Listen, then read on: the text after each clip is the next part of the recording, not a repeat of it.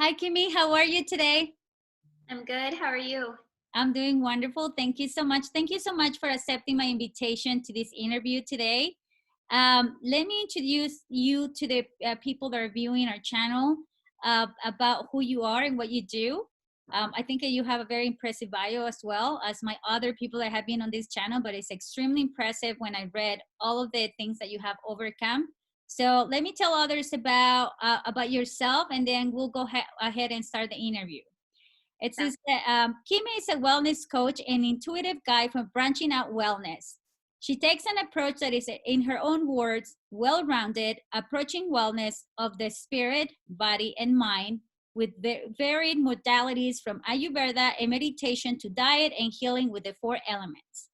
She's a mother of three, survivor of a stage 3C breast cancer, a conqueror of alcoholism, and has also overcome and defeated obesity, eating disorders, severe depression, and suicidal ideation. A debilitating nerve disorder in her leg, and says, like anyone else, she says she still has at her crosses to be bare. She has anxieties as a sensitive individual that she confronts daily.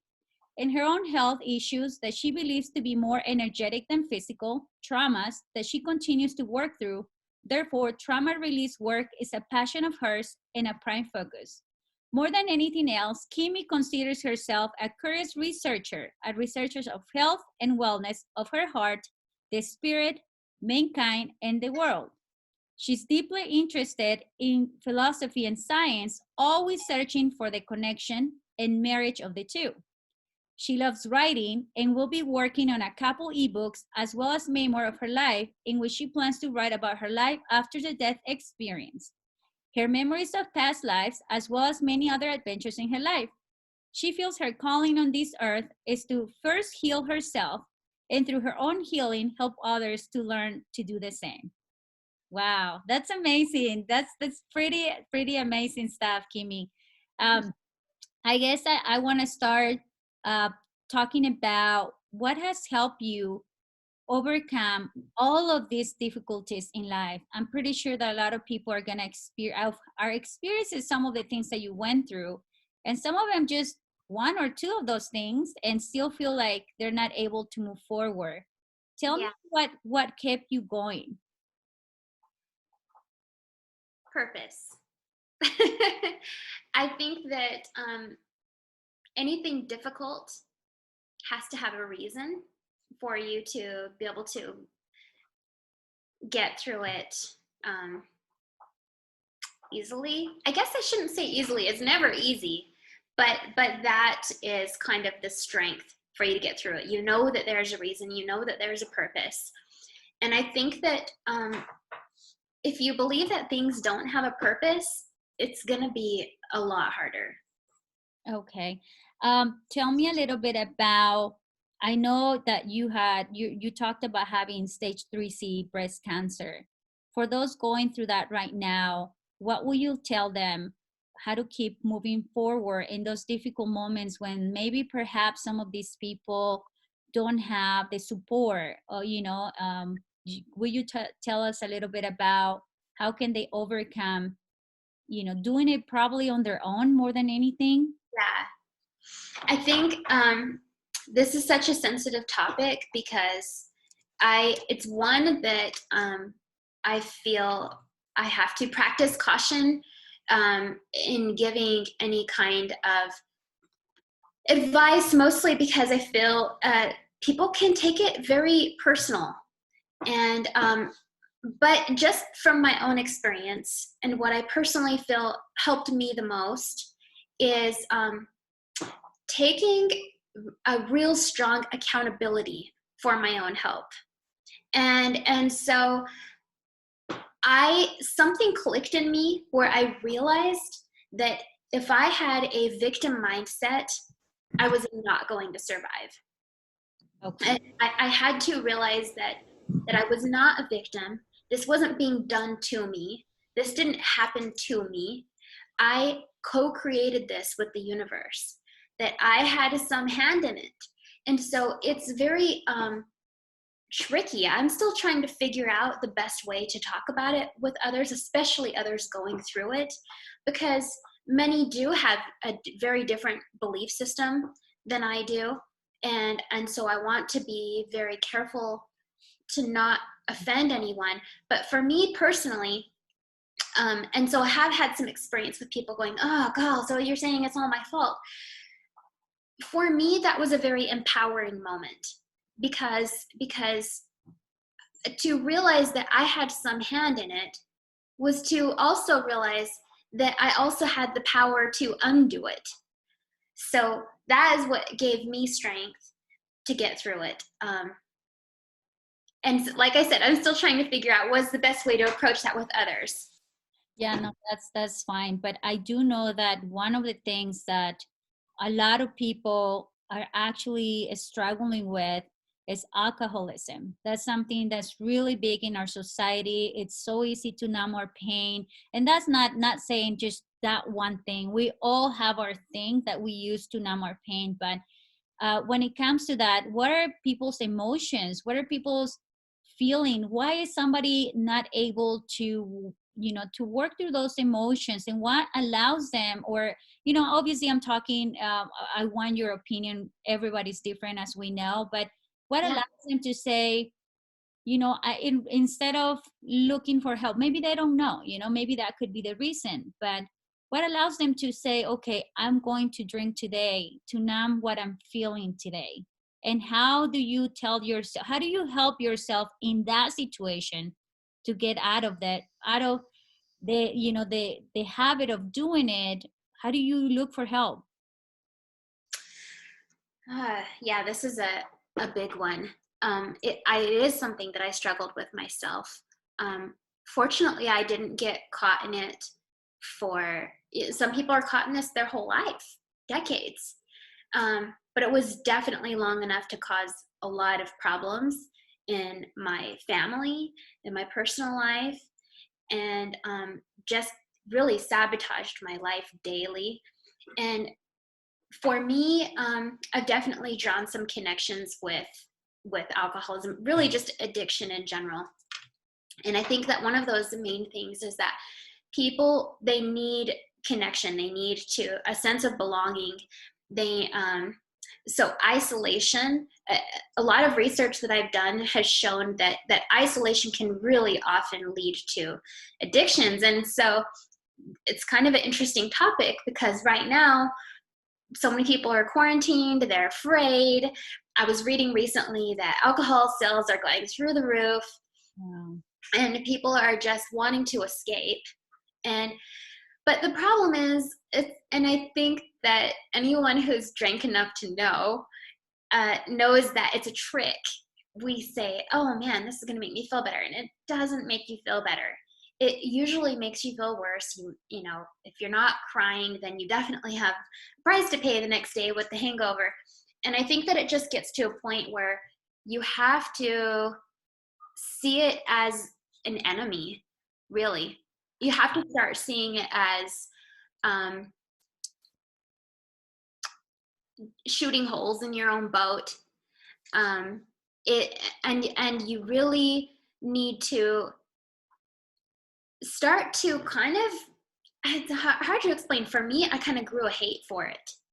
And I know I don't like to use that word very much, but I did because I saw the results in my life, and the results were so terrible for my physical health, for my mental health, for my family, that now when I look at it, I know that anything it could do for me positive is so temporary compared to what that result is going to be, which could be a lasting effect.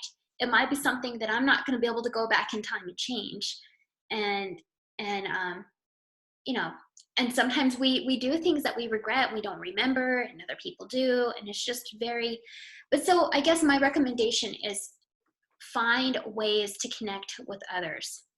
If you have to talk, if if that's through text or a phone call or Skype meeting, Zoom. I know it's trickier right now, but there was an experiment done on rats that I found really interesting about addiction.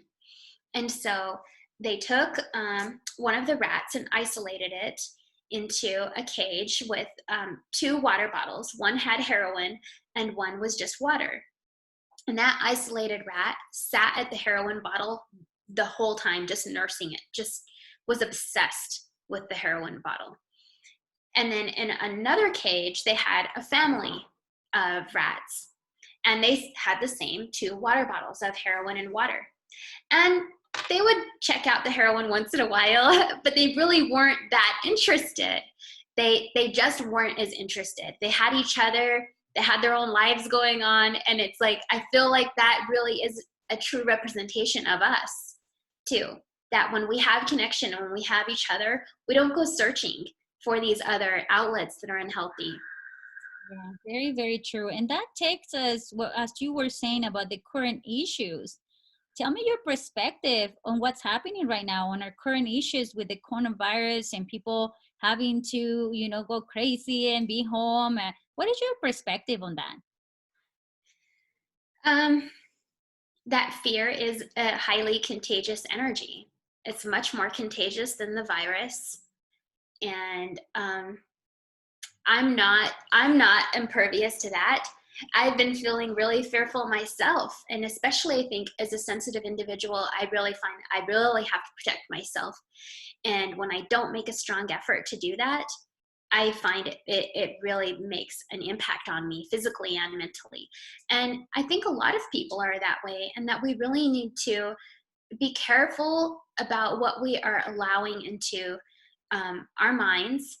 And so what we're reading and viewing and listening. And I mean, if you open Facebook recently, it's like coronavirus city. And I mean, I don't think people are talking about much more, self included. Yeah. And it's a phenomenon. It's something that is really just unbelievable. But the fear. Why do you think people are so fearful?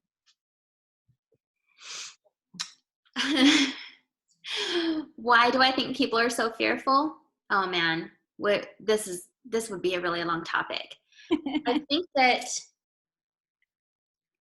fogging up my own glasses.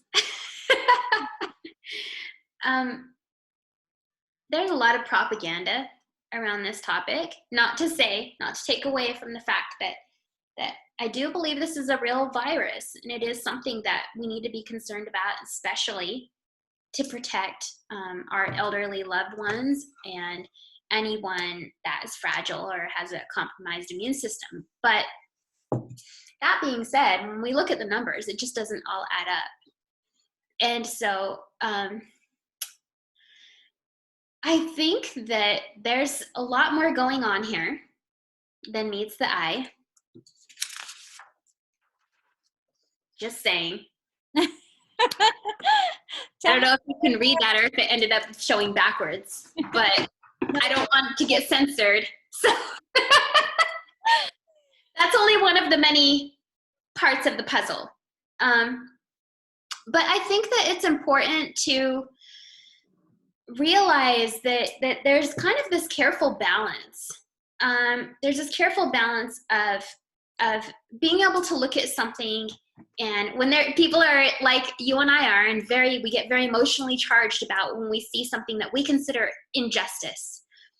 But it's kind of a snare. It can easily hook you in the heart, and then you kind of get caught up in this net, and it's sort of a trap if you stay there, if you allow yourself to stay there. And so I think it's important to remember that I believe that most issues are dualistic in nature, meaning they have a good side and a bad side. And so a lot of people have pointed out the positive sides of what's happening right now with this virus. And I think that there definitely are some positives to it. I mean, and some of those are, more time with family. More time with family. And I think it's causing us to put a pause button on our life and not live in that daily autopilot of, our routines have been disrupted. And a lot of people don't like that, but it's caused us to stop and kind of look around and go, really look at our lives and go like, does this work for me? Is this even the routine I want? And yes, now we're spending more time with family. We're, maybe spending more time outside, maybe not, but writing or doing art. And I think that it's really brought us to this state of awareness of what's really important to us. So a lot of good things, and of course, what's happening with Mother Earth too. But I think that most issues have a bad side and a good side. And so even with some of these people that I think aren't that great, is that person even alive? Is he alive? I think he passed. Yeah. Yeah. So, yeah. But when I was a kid, I asked my grandma a question, and I want to share this. And I said, what happens to bad people? And she said, they heap coal fires on their own heads. And I thought that was funny, and it made me giggle, because I imagined them scooping, coal fires on their heads. But I think it's true. And I think that it's important to remember that for me, this helps me anyway, is to know that there is an underlying code. You can call it God, you can call it Jesus or the ether or the universe, whatever your word is. I feel like it's really all just terminology for us. But there is a plan that cannot be broken. It just can't. I just don't believe it can be subversed. I don't think that it can be, I guess that's just really the word. I don't think it can be broken. And so I think that the universe can even take evil and nefarious plans and use them for good. And the universe gets the last laugh. God gets the last laugh. You funny little humans, you thought you could do this and you could do that. Well, I get the final say. I love that. What will you take? What do you think people should do to avoid being in this state of fear? Well, to avoid being in it. Well, I think that fear is a natural human emotion, and I think that it also shows us what we don't want. So it can be important, but again, it goes back to that balance. What was the question again? I lost my train of thought. What do you think people should do to avoid fear? Oh, to avoid it, right? I don't know that it can really be avoided, but I think it's just to make it better, to suit themselves, or that balance, and I think just trusting that there is a plan, there is a purpose, there is a reason for you and for me and for every being on this planet, that I just don't believe things happen by mistake. I believe they happen by design. And that design cannot be changed by that design can't be changed. They can try really hard. But I really think in the end, they're heaping coal fires on their own heads, like my grandma says. I love that. You know what? And this is actually bring us closer. I do see a lot more community than I've seen before. I used to go hiking and rarely see people. Now I see families gathering, friends gathering, even though we're not supposed to. People still do. And people still come together, but in a way different way, in a way of more caring, more compassion. And that takes us about, is compassion important right now? And why do you think that would be in this? Obviously, it's important every situation, every time, but why more so in this time? I think that there's a shift. I think that we are evolving as a whole, and compassion is a huge part of that. Compassion is our hearts opening, and so yeah, I agree. Like if we had that earthquake, what was it, almost a month ago, and the first thing that anyone does in an earthquake is check on their loved ones. Who do you focus? They're okay, and try to protect them. And correct. And yeah, so we just want to make sure that each other are safe and helping each other, and I just think that humanity is changing for the better. I do. no matter what anyone else tries to do, I think that their plans are backfiring. I agree. I want to say that I do see a lot of people giving, right? Being more willing to give what they didn't, whereas before nobody was worried about the whole community as a community. Everybody was very, and I've noticed that when I moved to this country, that was more so individualistic, right? Well, I come from a very poor background, but everybody at least help each other. You know, if you have a little bit to eat, you share with somebody else. And I do see that more now, which is reminding me of that. And I love that part of the community where I come from, because it allows us just to share even when you don't have much. And I think it really takes a lot when you have very little and you're still willing to share. I think that's when it's very meaningful, right?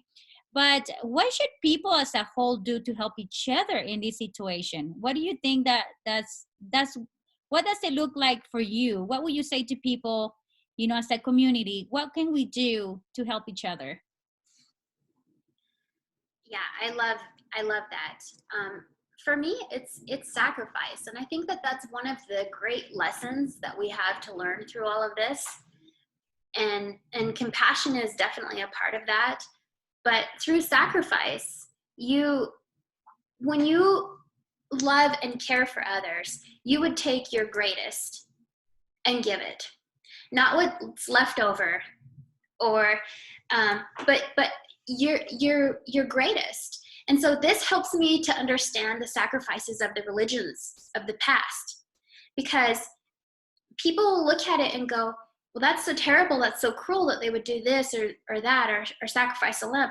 They have to understand they didn't want to do that. That's why it was a sacrifice. It hurt them to do that. They didn't want to do that. They took their best, most prized possession and gave it.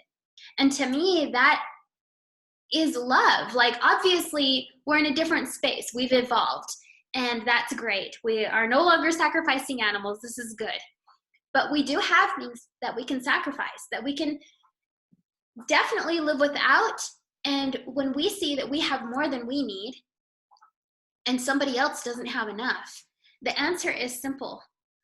And we have been living in excess for so long. And I say this as I hear these words come out of my mouth, I know that I'm one of those people, very aware. And I don't need all of these things to live. And our world is changing. People, I think many people still want it to be this divided thing of the rich and the poor but I used to be one of those people.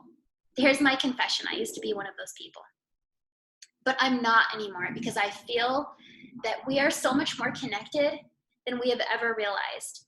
And Earth is such an archaic, chaotic place because we don't realize how connected we are. It's like you say, with that individualistic thing, it becomes this like hoarding, every man for themselves. I need this, I need this, I need this.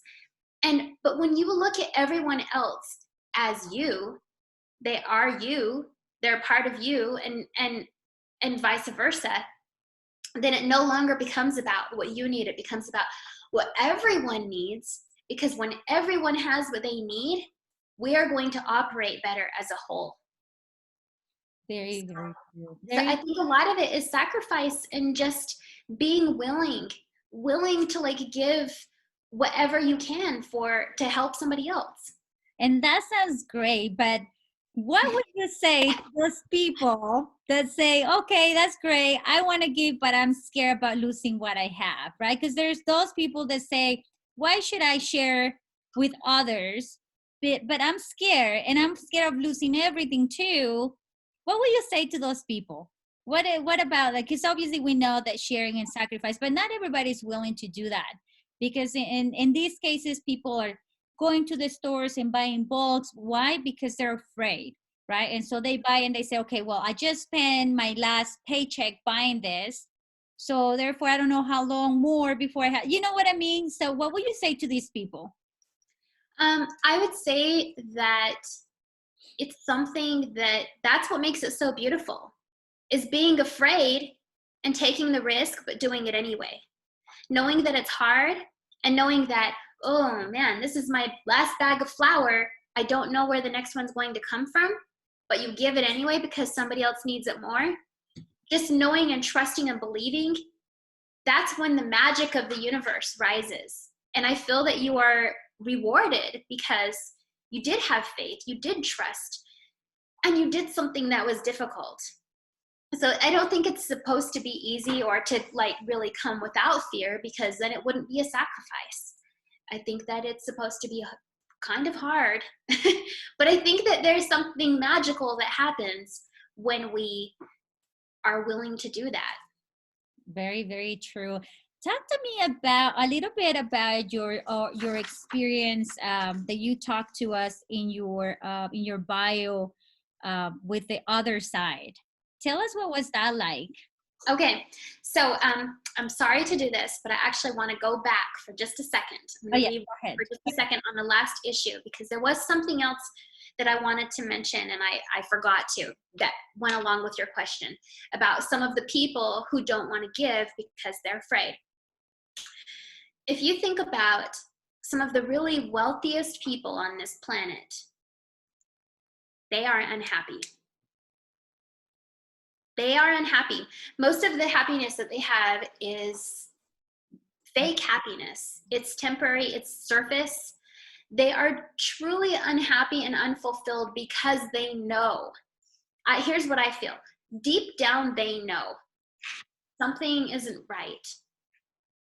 And what isn't right is to live like that. To live like that, like only caring about yourself, and to be so filled with ego and gluttony and power and money, it isn't right. And so what they call happiness it's not spiritually fulfilling. And so what I think is rich is what happens in the spirit. So if you give something and it's hard and you don't know where you're going to get, whatever it is that you need that you just gave away, that creates a richness in the spirit. And so that's what I think the difference is between these people, that I think that we've just been taught this mindset that isn't healthy, and we've been told it is healthy. This is what you need, and it's not what we need. Anyway. Very no, you're right on point, because if you think about it, all we've been thought about, and I'm in a world investing, and so when I hear people talk about only material stuff, we got to go get more, and there's never enough. And it doesn't matter who you take advantage of. There's certain things that people forget, like it's a humanity, and it's just about material stuff, which at the end, when you're laying your dead bed, I imagine you're not thinking about the 20 houses. For me, it's more about the moments, right?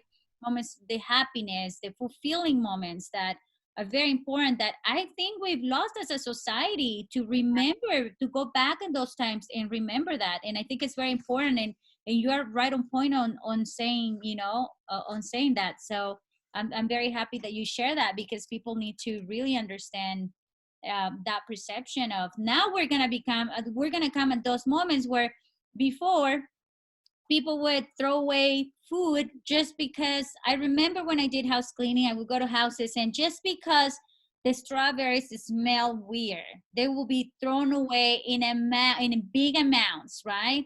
And it was just like amazing to see all this food being thrown away. Restaurants, like you go eat and you're just embarrassed to bring the food home, so you like let it, throw it away, and it does happen a lot when you're like on a first date. Nobody wants to be that person saying, give me a to-go box. But at the end of the day, for me, it's like, it's food, and it's disrespectful to do that, so I'm really glad that you touch on that subject. But yeah, going to the previous questions, because I'm like very excited for you to share about your because I know you're very spiritual. I know that you are highly intuitive, and so tell us a little bit more about what your experience was like and how it changed your life. The afterlife experience. Yeah, that was very interesting. So I think it was in 2011, I had or maybe 2012. Anyway, I had a surgery that was very long and involved, and it had to, it was meant to help to reconstruct my chest after the cancer. But this surgery required taking lots of material. I guess that's what it is. But from my abdomen, and then, pulling that up and rerouting blood vessels and all kinds of complicated things. And the doctor had warned me, this is a very long, kind of risky surgery. But I was in a place of vanity, and I said, let's do it. And so the surgery was longer, I think, than even they even expected. I honestly don't know. I know it was longer than 12 hours. And it's just not normal to have someone under anesthesia that long. I had a lot of surgeries previous to that due to the cancer, but none this long, and none that left me with an experience like this. So what happened was, I found myself in this place that I remembered as a child.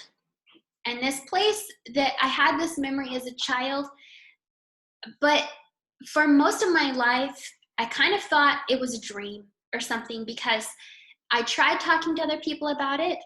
It was a memory of a previous life and the afterlife. It was memory kind of both. But when I would try to talk about it, it was like, oh, you must have drunk that. And it didn't really align with my religion that I grew up in. And so nothing really, and I was like, okay, I was a kid, so I thought it was a dream. But I found myself back in the same space, and I could see the earth. And I just remember it was like a combination of two emotions, I guess, or attributes, one being peace and the other being curiosity. Just going, I'm so curious, what is this? I'm so curious, what is that? And I could look at the earth and think of something and just be there and see it, like close up. Like you could just think somewhere and be there. And to be honest, there were a few creepy things that I saw and experienced. But what was interesting is I was in such a state of curiosity that they weren't creepy to me at the time. It was only when I came back and I was recounting what happened that I was like, oh yeah, that was kind of strange. I don't know if I like that.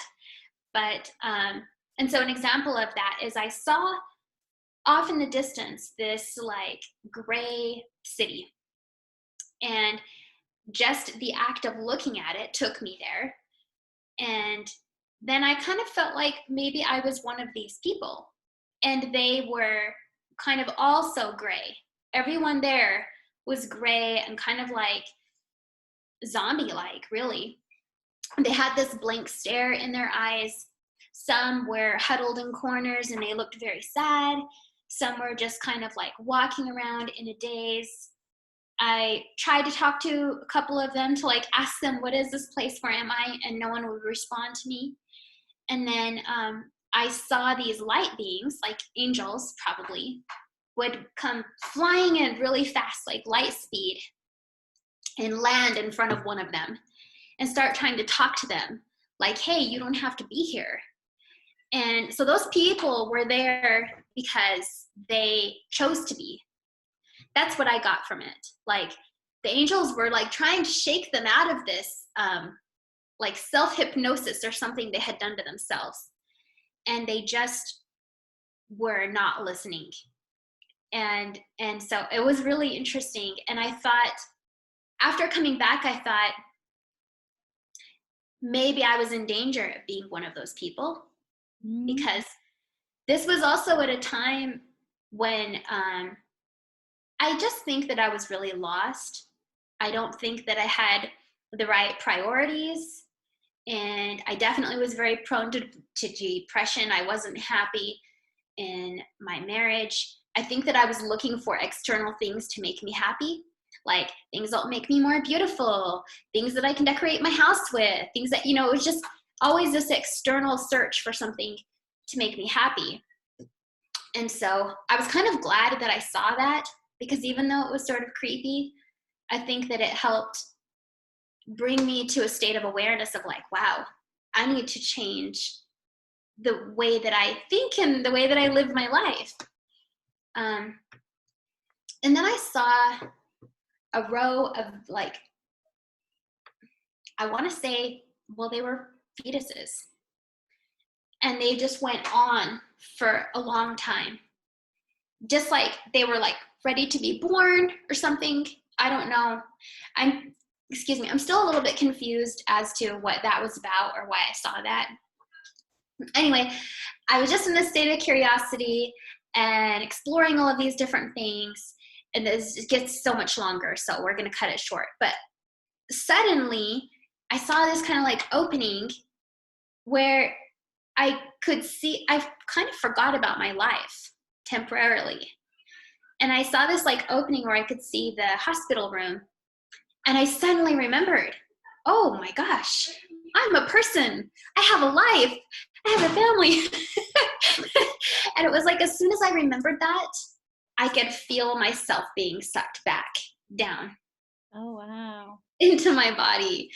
And anyway, it did change me in so many ways. I think that it was a big spark, a big catalyst to like, what am I doing with my life? I want to do things differently. And I want to feel like I have a sense of purpose, and that that when I do die, it's like you were talking about on their deathbeds, the people, they start to think about like, what have I really done with my life? And so I was really confronted with that. And I think that I've just been working hard to be better since. Actually, I kind of take that back, because I fell again for a while after that. I really fell again for a while, and it was pretty bad. And then there was another catalyst that kind of like, so there's always these things that will show up in your life, especially in these rough times too. And you have to like keep your eye out for them, because they're kind of like angels and messages from the other side to like, all right, it's time to turn around. Here's your new door, and it opens for you. Very, very true. And so what would you say, what would you say after, I guess, experiencing all of this about another life? What would you tell people who have no experience, who may per se doubt that there is an afterlife? How will you tell us about death? Tell us about, I guess, the spirits, right? Because I think now that you went through that and changed your life, and you were able to say, okay, now, okay, what am I really doing? Like, in a way, like a wake up call, right? Like, what are you doing with your life? But I guess for most of us are curious to know, tell us about the dead. Like, like what is it for the people that don't believe in that don't believe in an afterlife? I do believe it's important right now for people to believe in something, whether that is God, energy, and whatever that is, because of the times are bringing us more into our spirituality. So tell us a little bit more in that sense about the spirituality of everybody, whether it's that in a spirit form for you, or what form did it take for you to help you overcome after your awakening, to help you overcome everything that before had been so difficult to deal with. Yeah. Well, there's a few questions in there, so I'm gonna let's go with the afterlife and like what I think it is, and why I think it's important for. I do think it's important for people to have spirituality and something to believe in, and nobody has to believe what I believe or went through. But my personal belief, based on my own experiences, is that it's extremely important to have a positive belief system about the afterlife. My own experience shows that, if you hear these afterlife experiences, they're all different. And it's usually based on that person's religion here. So if a Catholic person dies, you're going to hear a Catholic experience. Maybe they see Mother Mary, maybe, and they're all beautiful. You know, the Mormon experiences, they're all beautiful. But they're all so different. And so to me, it just leads me to this conclusion.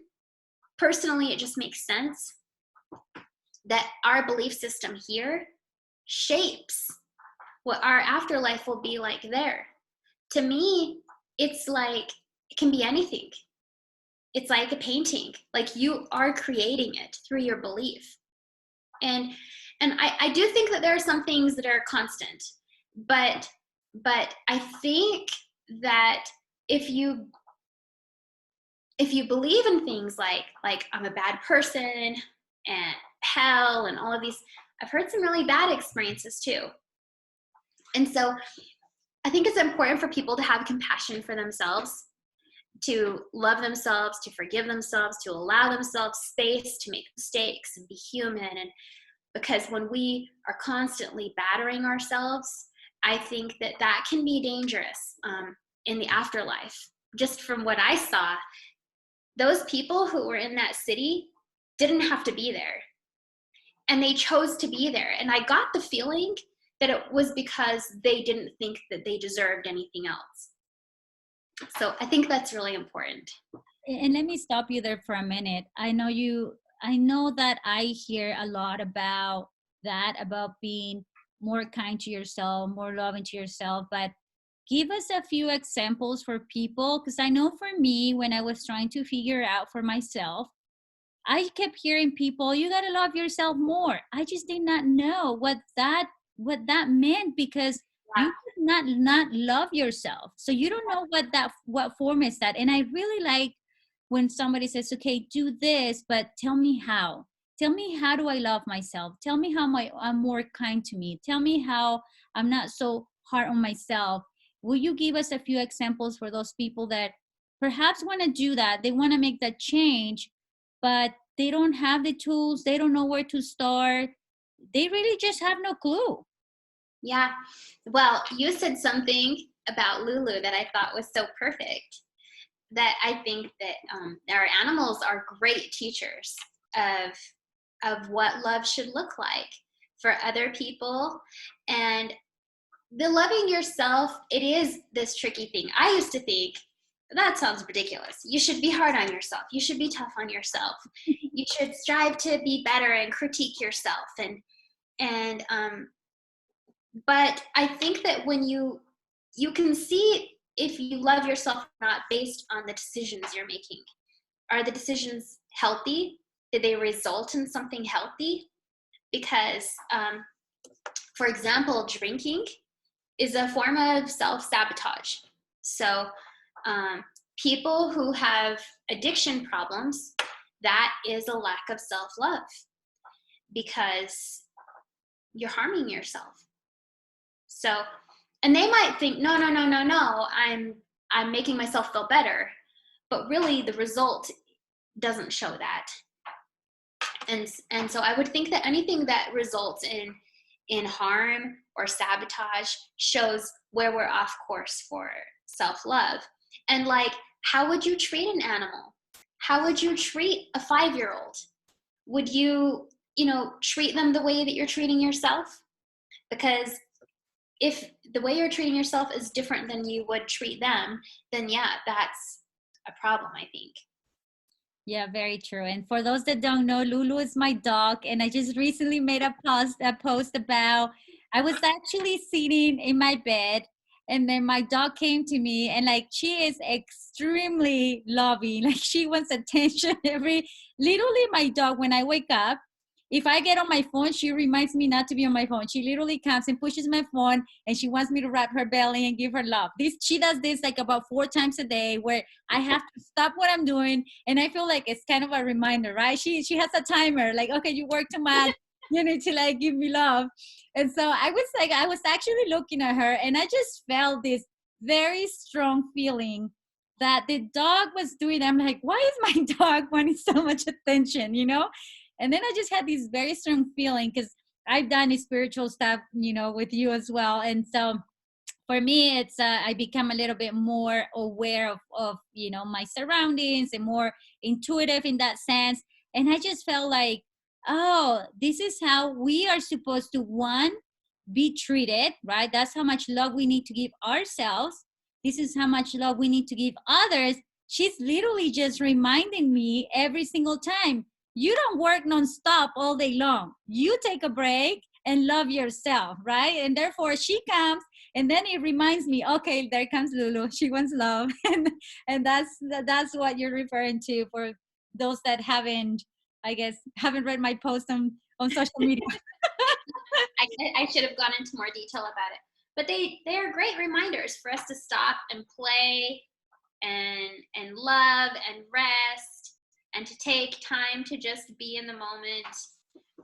And They're great measures. very true. But one of the things that I find difficult right now for people is that people sometimes want to do that, right? I remember times where I would have to work all day long. And obviously, at the time I was working for a home or for whatever material thing was.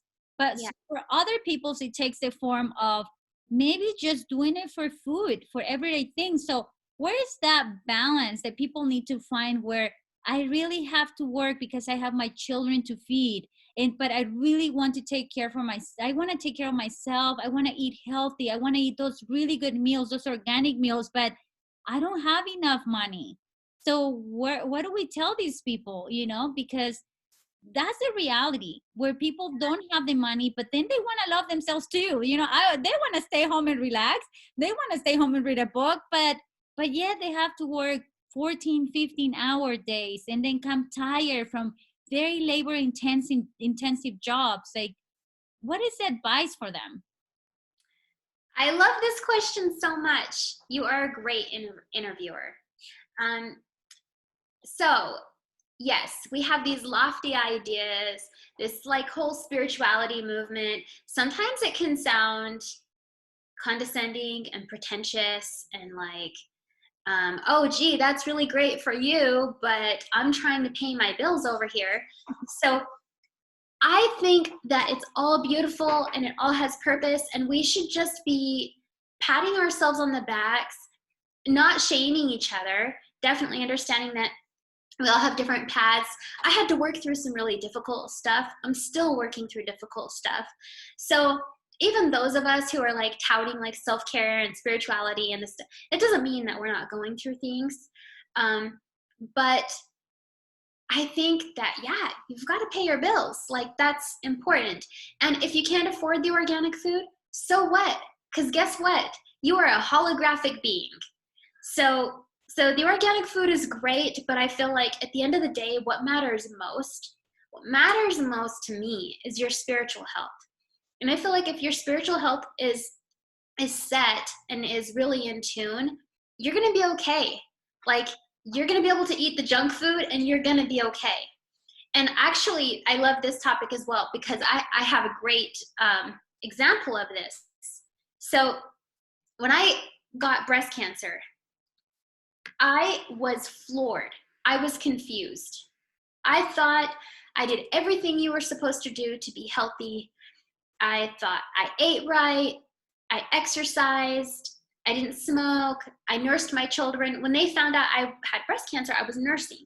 If you read the statistics, nursing is supposed to drop your breast cancer risk dramatically. So I had no risk factors really, except for my grandmother had it at the same age.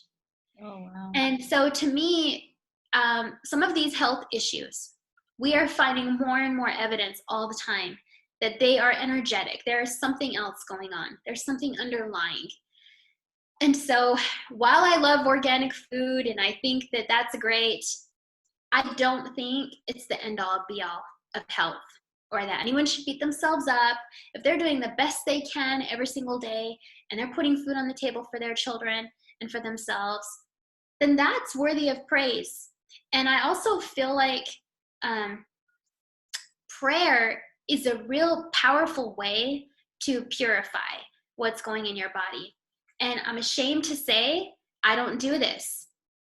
hardly at all, even though I know how powerful it is and I need to do it more.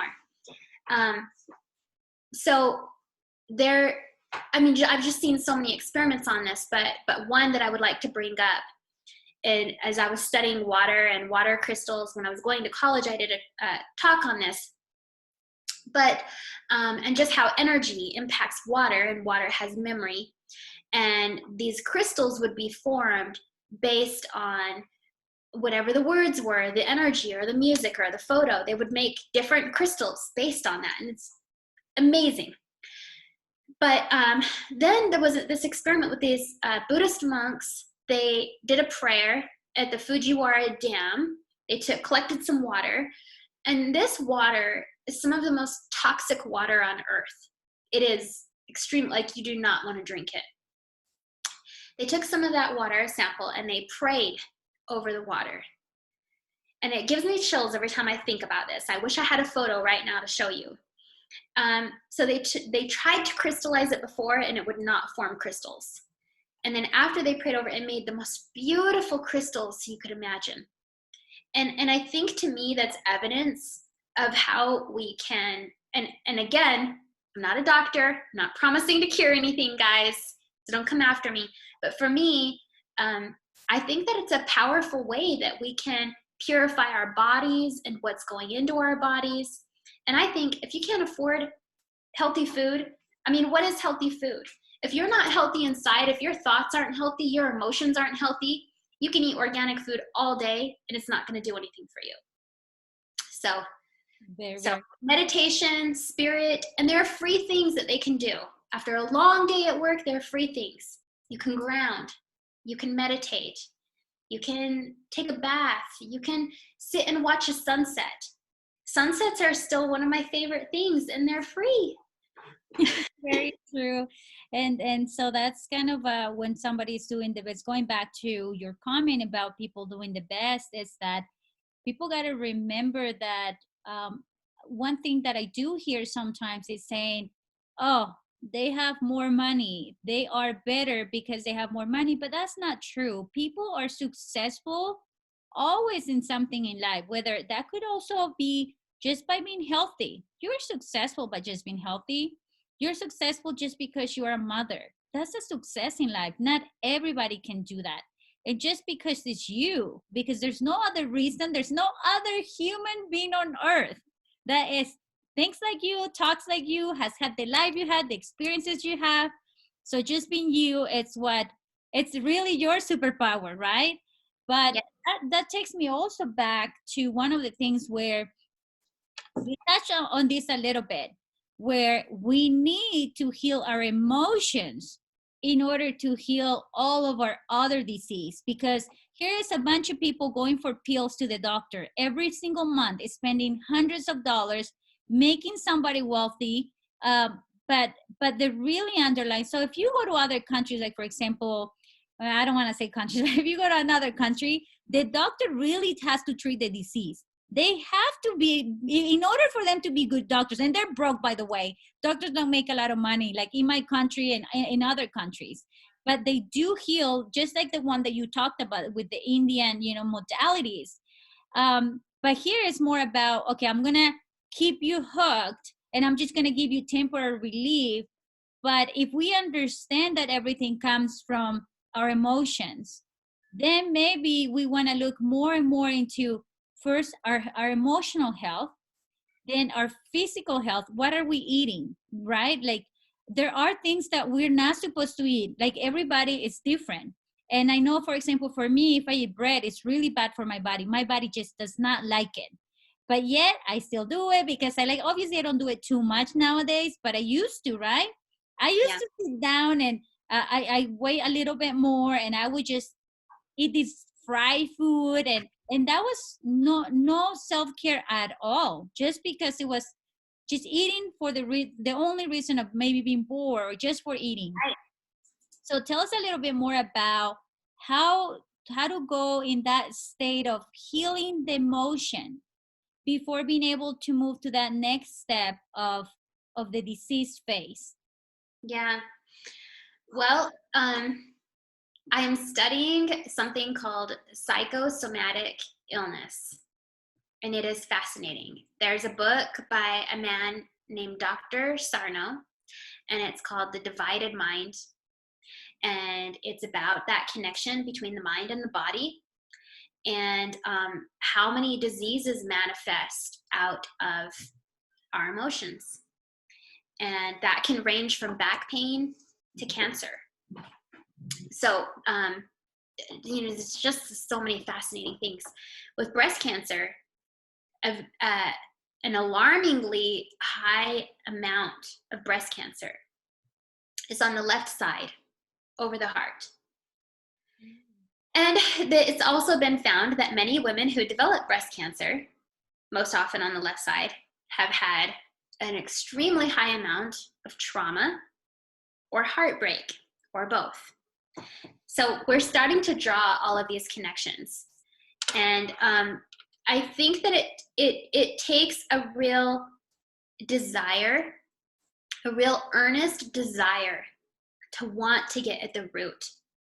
Number one, you can't be attached to your problems. That sounds hilarious to say, but I mean it. There's so many people who are attached to their problems. They want their problems because their problems they become a part of their identity. And it becomes maybe a way to feel nurtured by others and to garner sympathy, maybe. Like, oh, I have this illness and I have this problem. And then people are like, oh, I'm so sorry to hear that. And I think that can become an addiction. And so sometimes they just want the pills because the pills are a Band-Aid. They don't have to cure anything. They don't have to fix anything. They can still feel nurtured from their friends and their family. And staying in this mindset is like, I feel like it kind of protects them in a way from having to open this Pandora's box where they have to look at these scary things that maybe hurt them, that maybe created this illness. It's like, so you have to have a real earnest desire to want to get better. Sounds crazy, I know. But because I think some people say they want to get better, but deep down they don't, because it means they're letting go of a part of their identity. It's like you've seen, I'm sure most people have, they've seen people who have gotten cancer and then now they become cancer girl for life. It's like everything they post is about cancer, everything they talk about is about cancer. Not only are they keeping that energy there close to them in their life, and they probably have a higher chance of it happening again, that's just my belief, but they're not doing any true healing. I don't feel like to do the true healing is to like look at what caused this, what created this, and what toxic attributes do I have that aren't good for me. So, and like I'm still finding those out about myself. So for the people who hear like spiritual people talk about these things, I just want to say here for myself, it doesn't mean that I'm fully healed.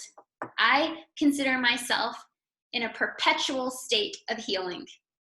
I'm always seeing new things about myself that need to be healed. And so I don't think I'm ever going to find myself in this state of like enlightenment or perfection or something, because there's always going to be something to build on. But the illness, I think it's looking at things that cause us emotional pain. And maybe that's causing us physical pain. So like with back pain, they're finding specifically that is generally related to a sense of burden. Okay. And it makes sense because you think about the symbolism of the back. So you're carrying this heavy load and you feel burdened down by it. Maybe somebody has a job that they hate. They don't love their job and they feel so burdened by it. And so they have back pain constantly.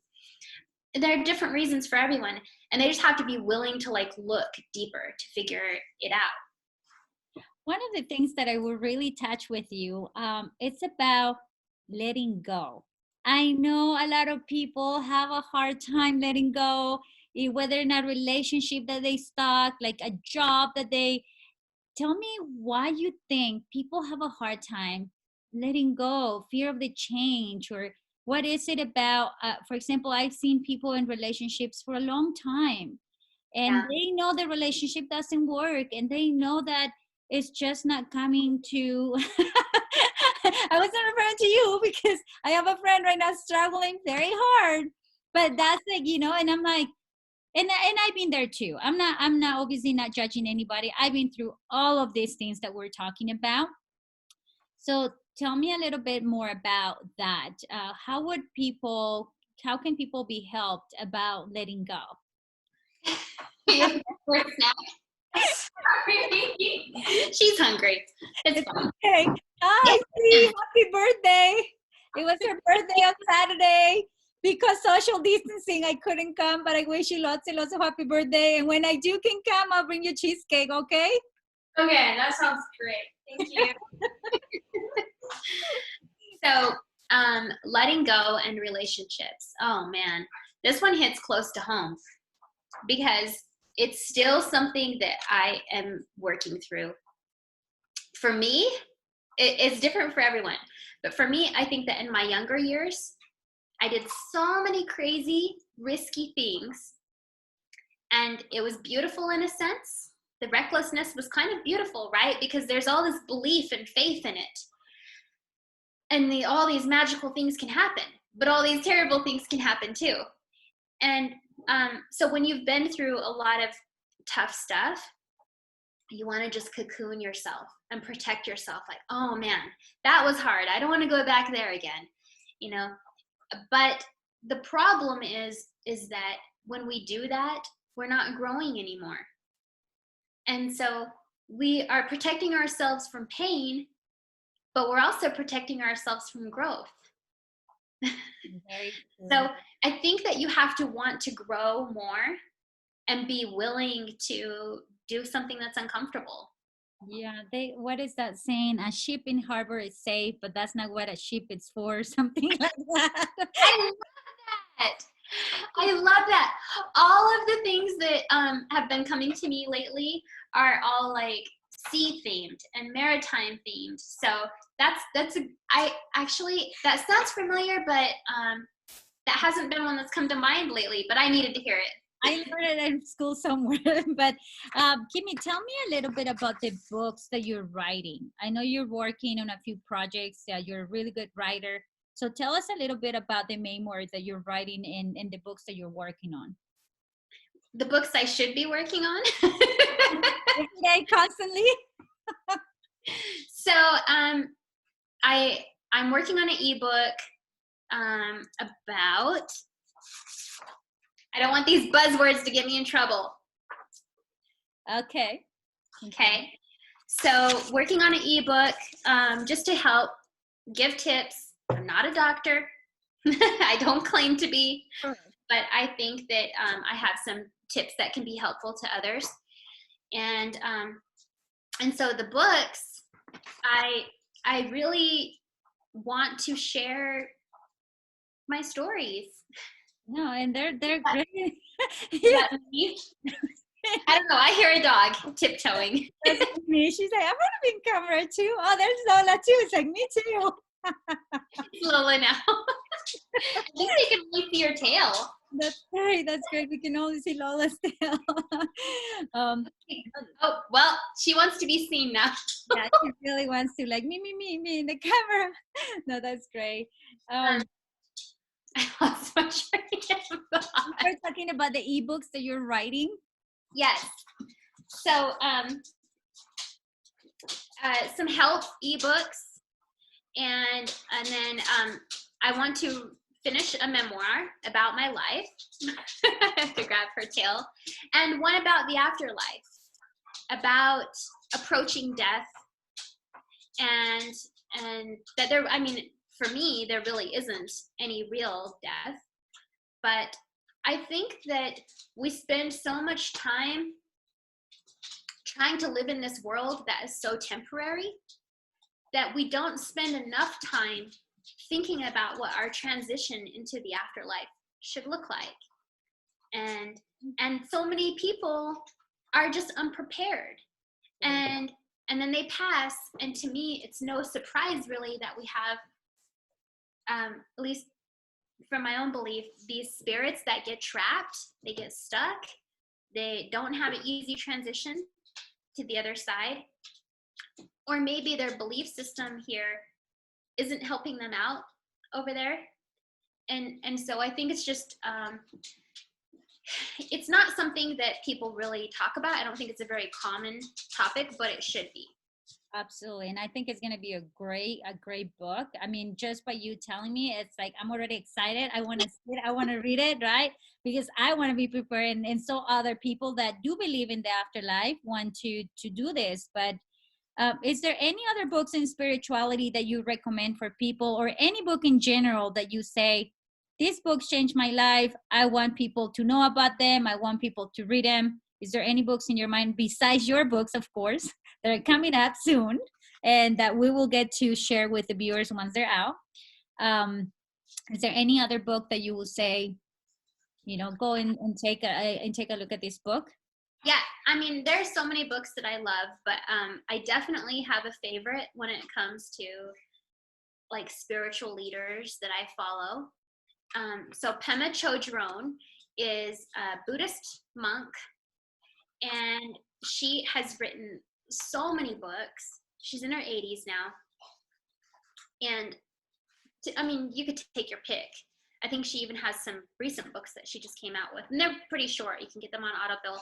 But two of them that are my favorite are When Things Fall Apart, and I think that was one of her first books. And she kind of goes through talking about what led her to become a Buddhist monk. She went from, being a married housewife in the 50s to a Buddhist monk, and now kind of a world-renowned spiritual leader. So she's a big inspiration for me. And she talks about how she approached a lot of the turmoil and a lot of the fears that she had to face about her life changing, and kind of how to handle things when they fall apart. So it's an amazing book. Another one of her books that is one of my favorites is called The Places That Scare You. Ooh. And it's about kind of like what you're talking about letting go, learning to let go, the fear of the unknown. And that's kind of like, she really teaches that's where the magic is, that's where the living is, and that's where the growth is, and that you have to be willing to take these steps to make the progress that you're really seeking in your life. But it's a great book, and I've kind of struggled with anxiety for years, so it's very helpful in that sense as well. Those are two that I would recommend: When Things Fall Apart and The Places That Scare You, by Pema Chodron. So tell me, since we touched a little bit about one of your ebooks, about is there anything you perceive people should be prepared for? I mean, there's definitely things that they can do to enhance their immune system if they want to be prepared that way. Like I said before, I think that there are just a lot of things that don't add up here.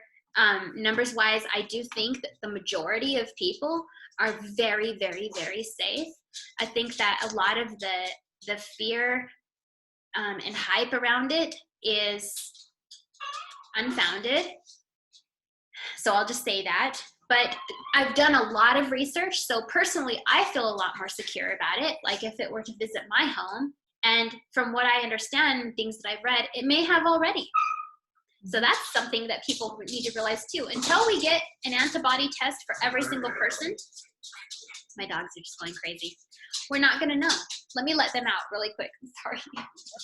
Come on, you guys.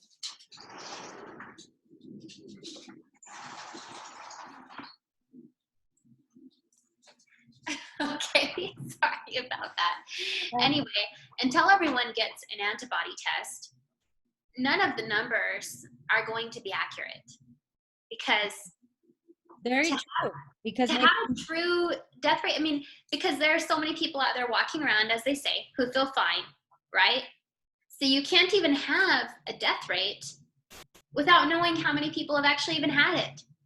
So I hope they do an antibody test. I don't know if they really will, because to be honest, I think the American people might be really pissed off if they realize that many of us have already had it and you just ruined the economy. Thanks, government. Like, yeah. Tell us about the economy. How do you see this playing out for the whole? Whereas a friend of mine sent me a link for a camera like a few days ago. It was $50 previous to, and after the fact it's $250. Like it's $200 more in price because for whatever reason people decided that everything needs to go way up in price. And obviously I want to credit that a little bit to the greediness that people have, because there's not enough for some people.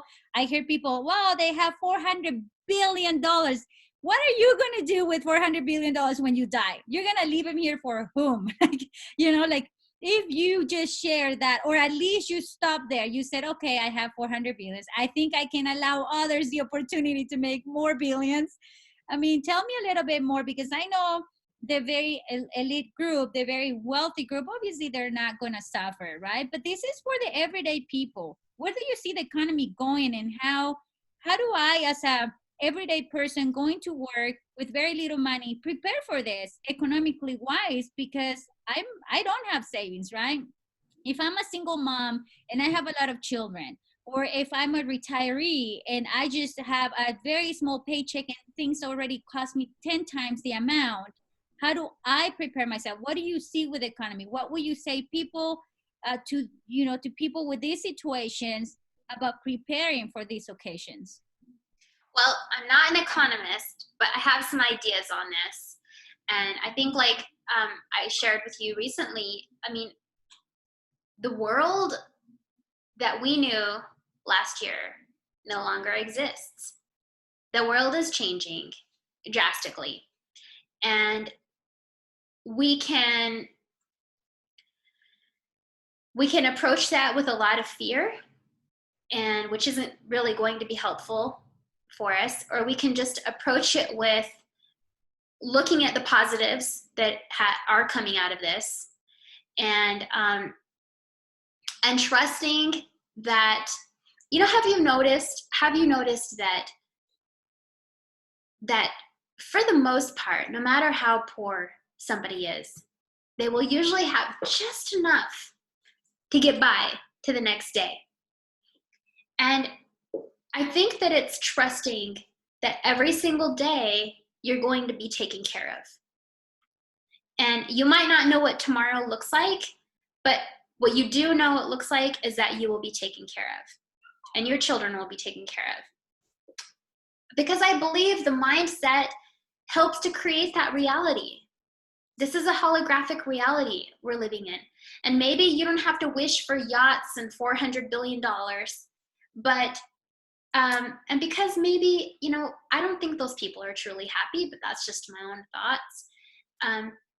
But to just trust that you're going to be cared for, that the universe sees you, the universe is going to make sure that you are fed, that you are warm, and to just keep that belief in your mind. And I feel that I don't consider myself really religious, but I do think that Jesus was an amazing man. And when we look at his teachings, they are all faith-based. They're all about your belief shaping your reality. It's in the Bible. He said, if you have the faith of a mustard seed, you can move mountains. And he said more than that. When people couldn't believe his miracles, and they said, who are you? And they just went crazy. And he said, you will do greater things than these. He was teaching us. That's my personal belief, is that he was teaching us to believe differently so that our reality can be different. And one of the stories of the man in front of the synagogue who was lame, and he stood and he said, Jesus, you healed me. And he said, I didn't touch you. you stand because of your own belief. Wow. So I think it's so important to remember that our belief system is so important. If we see ourselves as a victim, you will certainly be a victim. If you see yourself as cold and dying and suffering, you will certainly be cold and dying and suffering. There are some tricky places here because a baby doesn't have the ability to manifest that we have. But what I believe that babies do have, they have destiny. They have angels. They are protected. And we can pray for them. And then we also just have to trust that this divine path is playing out for everyone. And so whatever that is, I think you mentioned before, you were like, well, if I get, C virus, then I die. And it's like, but that is, we all have a course that we're running with life in our own path. And some of it, I believe, is fated, and some of it is not. But I think that it's just important to try to keep the most positive mindset possible and to accept the changes that we're being faced with. Yeah, and I think for me, it's. I keep telling people, people are like, don't go out, it's scary, and I'm just going out. Obviously, respecting people because I know people are extremely nervous, extremely fearful. I'm not. I see life normally. I stay away from the news because literally when I watch it for 30 minutes, I feel I was infected more than anybody else. Like, oh my gosh, I've been out. And so when I don't do that, my mind keeps positive. I stay away from any negativity. I work, I study. I'm living my life normally as I would. I don't see the impact in my life, but I do tell people, like, people are, you're not scared, And I said, no, because if I get it, the best outcome is that I died. But if I don't die, then I have to put up with the economy that's coming after the fact. That's like, because now you're dead. Now you go to heaven and enjoy like the rest of the angels, You have over there, like, I don't know what they have, lemonade, angelic lemonade or something, And so, but I think we got to think about the economy. I know that. But we got to have that mindset of being positive and just, for me, it takes the form of getting ready, maybe preparing myself mentally, and actually in ways where I can assist others if that's the case, because that may be the time, but I'm not so concerned about what really is out there. I don't care. I try to stay positive. I try to stay everybody else positive. But before we go, would you like to touch about anything else that we may have not touched? I know you have a coaching wellness business, you're writing books, you're a survivor of many things. You're a very great example for people out there. Where can people reach you out? And is there anything else you would like to share with us? I know we can go on because you and I have so many topics that we can connect with and talk about. So absolutely, we want to have you back again and talk to us about some other different topics, because I really like your spirituality side on all of these topics, because I strongly believe that that's where everything comes from, right? When everything's good inside, everything is good outside. Exactly. Let Minnie in because she's squealing, and I'll answer your question. Okay. So I wanted to just kind of touch lightly on a few things people can do right now to help boost their immune system, because that's really important during this time. And then I will mention where they can find me. So right now, I think just some of the things that I've found that I think are really important and interesting is to have tonic water on hand if you can get some. It's 99 cents for like 2 liters at the grocery store, and so it has quinine in it. And quinine, if you've been hearing on the news or anyone watching this where they've been talking about some of the things that are effective against this virus, is hydroxychloroquine and chloroquine, which they're basically different variations. Those are pharmaceuticals of quinine. And this is something that's been used for decades in Africa to treat malaria, things like that. However, it was taken off of the market in the 90s. Thank you, Bill Clinton. Anyway, 99 cents, 2 liters of tonic water. It's going to help. What quinine does is it helps to make the cell walls more permeable for nutrients. So you can get nutrients like zinc. It's going to get into your system better to help your immune system be stronger. I also read something interesting about this virus. One of the things that it does is it is destroying the red blood cells. And in the course of that, it releases massive amounts of iron into the body. And the iron creates what is called a cytokine storm. This causes inflammation to rise in the body. And a way to deal with the iron building up in the body from the virus, because this tends to be one of the big problems with this virus, is turmeric, curcumin.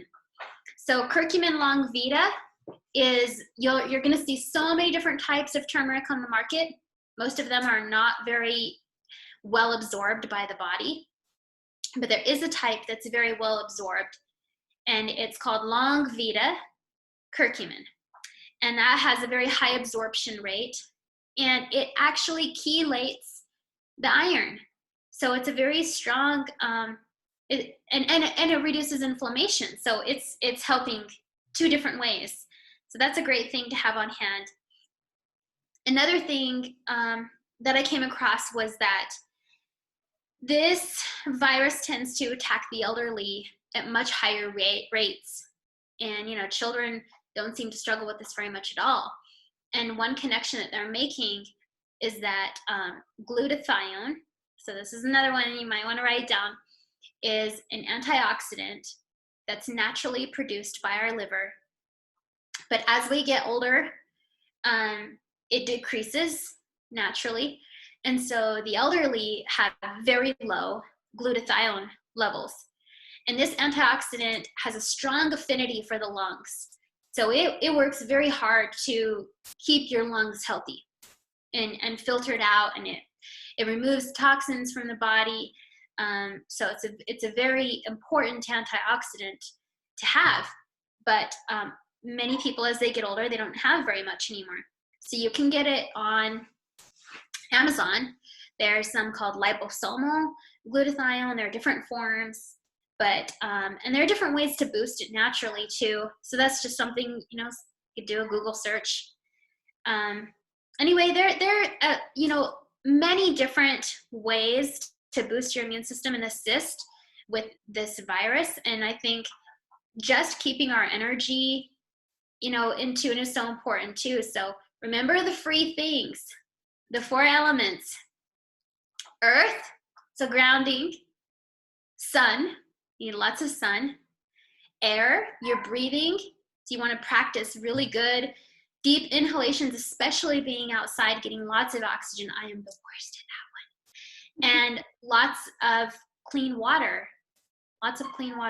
Anyway, I'll be working on an ebook for this, where there'll be a lot more details. And people can find me at Branching Out Wellness is my Facebook page. And they can message me. For the most part, I work based on donations. So if they need help, I'm happy to help. And working on a website, it's not complete, but they can find me there. Thank you so much for having me today. This has been so fun. Thank you so much. And before I let you go, I want to say that you're always that one person to give back to the world somehow when people want and need something. And so it's really beautiful that people can actually come and get this information to heal their bodies, their mind, their emotions on donation base. It's really big. I hope people not take advantage, but use this as a way to get to what they need, but also do not take advantage. If they can give some money, I hope that they come forward and say, okay, because not only it will allow you to help more people, but it will allow others that really don't have any resources to reach out in other countries that perhaps they don't even have money to survive, or maybe they don't even have access to the internet. So it's very beautiful. Thank you so much. It's always a pleasure to interview you. We always learn so much.